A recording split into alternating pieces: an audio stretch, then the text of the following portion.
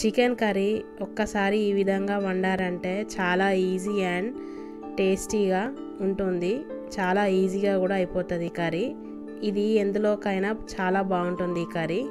Bachelors కూడా చాలా ఈజీగా వండుకోవచ్చు. పల్లి నూనె వేడిగా ఆనియన్స్ కట్ చేసి వేసుకోవాలి. నాన్ వెజ్లోకి పల్లి నూనె అయితే చాలా బాగుంటుంది, కమ్మగా కూడా ఉంటుంది కర్రీ. తర్వాత 3 నుండి 4 ఎండుమిర్చి ఈ విధంగా మధ్యలోకి తుంచి వేసుకొని ఉల్లిపాయ ముక్కల్ని మొత్తం ఎర్రగా అయ్యేంత వరకు వేయించుకోవాలి. ఈ విధంగా ఉల్లిపాయ ముక్కలు ఎర్రగా అయ్యాక ఒకసారి కలుపుకొని అల్లం వెల్లుల్లి పేస్ట్ వేసుకోవాలి. ఈ విధంగా ఉల్లిపాయ ముక్కలు ఎర్రగా అయితే గ్రేవీ కూడా చాలా బాగుంటుంది, టేస్టీగా ఉంటుంది. అల్లం వెల్లుల్లి పేస్ట్ వేసుకొని పచ్చివాసన పోయేంత వరకు వేయించుకోవాలి. తర్వాత పసుపు వేసుకోవాలి. పసుపు వేసుకొని కలుపుకోవాలి. తర్వాత టమాటా 3 చిన్నగా కట్ చేసి వేసుకోవాలి. వేసుకొని కలుపుకొని టమాటా ఉడికేంత వరకు మగ్గించుకోవాలి. మూత పెట్టుకొని టమాటా మెత్తగా అయ్యేంత వరకు ఉడికించుకోవాలి. ఈ విధంగా టమాటా మొత్తం మెత్తబడ్డాక కిలోన్నర చికెన్ శుభ్రంగా కడిగి ఇందులోకి పోపులోకి వేసుకోవాలి. వేసుకొని కలుపుకోవాలి.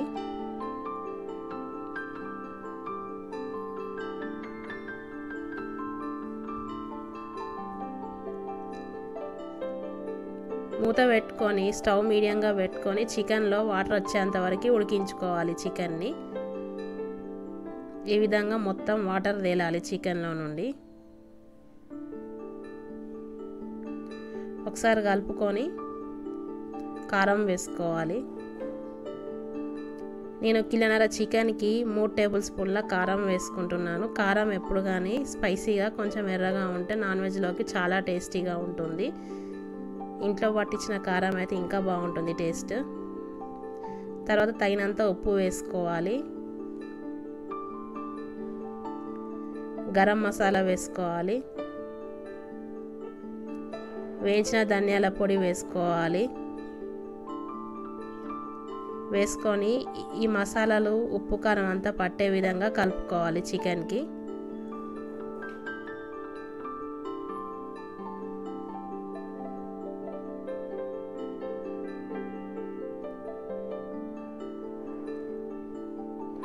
చికెన్ గ్రేవీ లాగా చేస్తున్నాను కాబట్టి 1 గ్లాస్ వాటర్ పోసుకుంటున్నాను నేను.